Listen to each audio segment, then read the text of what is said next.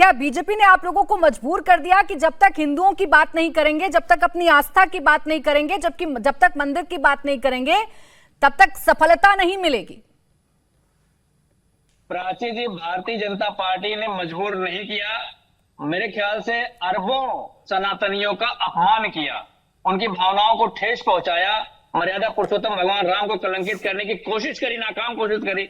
ये भारतीय जनता पार्टी का जो असली चरित्र है पूरी दुनिया के सामने आया।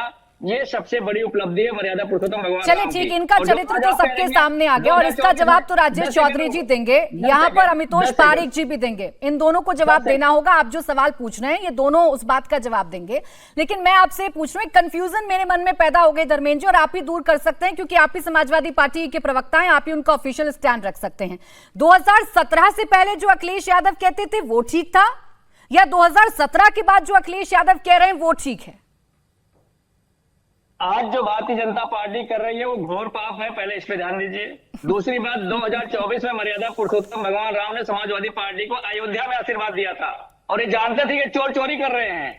मर्यादा पुरुषोत्तम भगवान राम की जो सीसीटीवी थी वो 24 घंटे खुली रहती है। चंपत राय को लगा कि हमने बंद कर दिया तो मर्यादा पुरुषोत्तम भगवान राम भी देखना बंद कर देंगे। अरे धर्मेंद्र जी, ऐसी क्या मजबूरी है? मेरे दर्शक देख रहे हैं, सवाल का जवाब जानना चाह रहे हैं। बीजेपी को तो आप घेरते ही रहिएगा, सवाल पूछते ही रहिएगा, लेकिन अपने नेता पर जवाब नहीं दे पा रहे हैं। भाई, अपने नेता पर कंफ्यूजन दूर करने का अधिकार सिर्फ आपका ही है, यहाँ पैनल में बैठा कोई व्यक्ति ये नहीं कर सकता। तो अगर मेरे मन में कंफ्यूजन आया तो प्लीज दूर कर दे धर्मेंद्र जी।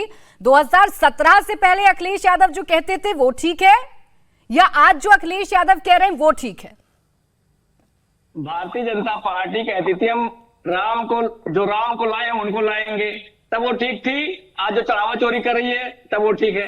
भाई, मैं तो साफ साफ कह रही हूँ धर्मेंद्र यादव जी, सुन ले, मैं साफ साफ कह रही हूँ, चढ़ावा चोरी गलत, चढ़ावा चोरी पर कार्रवाई होनी चाहिए। चढ़ावा चोरी में जितने भी किरदार हैं सबको सख्त से सख्त सजा मिलनी चाहिए। अब आप कहें, 2017 से पहले वाले अखिलेश यादव ठीक थे या 2017 के बाद वाले अखिलेश यादव ठीक है? प्राची जी, आपने वो बात नहीं की जो कहना चाहिए। चढ़ावा चोरी करने वाले रामद्रोही, सनातन विरोधी, फर्जी अब आप सवाल बदलेंगे, गोल पोस्ट बदलेंगे, मैं समझ रही हूँ धर्मेंद्र जी। इतिहास में की गई गलतियां कभी कभी भविष्य बिगाड़ देती हैं, वर्तमान बिगाड़ देती हैं, और आप लोगों के साथ वही हो रहा है।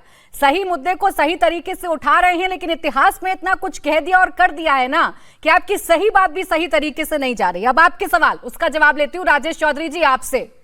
भाई, आपको भी अधिकार नहीं है अब राम भक्ति या राम भक्त को सर्टिफिकेट देने का, या ये बताने का कि अखिलेश यादव सनातनी है या अखिलेश यादव की आस्था सच्ची है या नकली है, क्योंकि आप जिस राम भक्ति का दावा करते थे, जिस राम के प्रति अपनी श्रद्धा व्यक्त करते थे, उसमें भी सेंध लग गई है, अब उसमें भी चोरी हो गई है।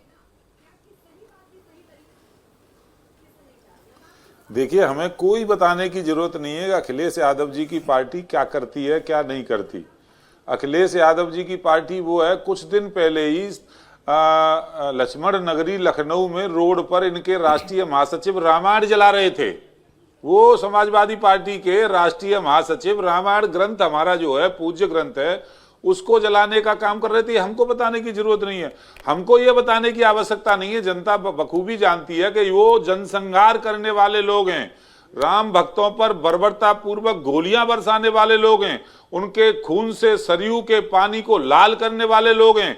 ये वो लोग हैं जो कहते थे कि जहां भगवान राम का मंदिर बना है उस जगह पे टॉयलेट बना दो, उस जगह पर अस्पताल बना दो, उस जगह को मस्जिद के लिए मुसलमानों को दे दो।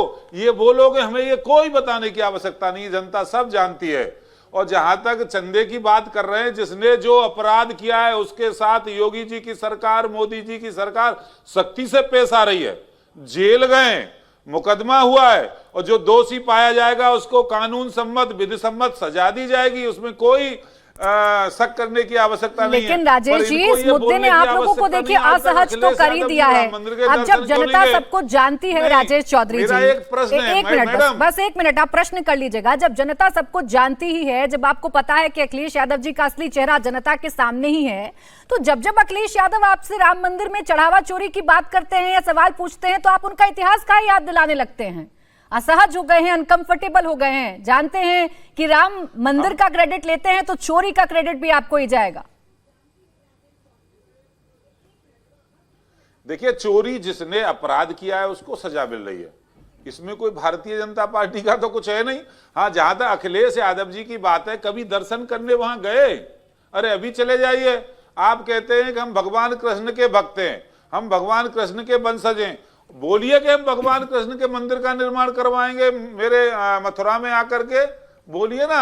आपके पूर्वज कृष्ण हम मान रहे हैं, हम उनका सम्मान करते हैं। मंदिर की बात करेगी भारतीय जनता पार्टी, धर्म की रक्षा की करेगी बात भारतीय जनता पार्टी, हिंदुओं पर अन्याय अत्याचार करने का काम आएगा, बात आएगी तो समाजवादी पार्टी कूद करके आ जाएगी। फिर चढ़ावा चोरी होगी तो वो भी आप ही के राज में होगी। क्या बनवा रहे थे? चढ़ावा चोरी होगी वो भी आप ही के राज में होगी। कब्रिस्तानों की बाउंड्री करा रहे थे। भाई इस बात को भी जोड़ लीजिए राजेश जी, इस बात को भी जोड़ लीजिए ना भाई, इस बात को भी जोड़ लीजिए। आपने सारी बातें जोड़ ली, इस बात को भी जोड़ लीजिए कि चढ़ावा चोरी होगी वो भी आप ही के राज में।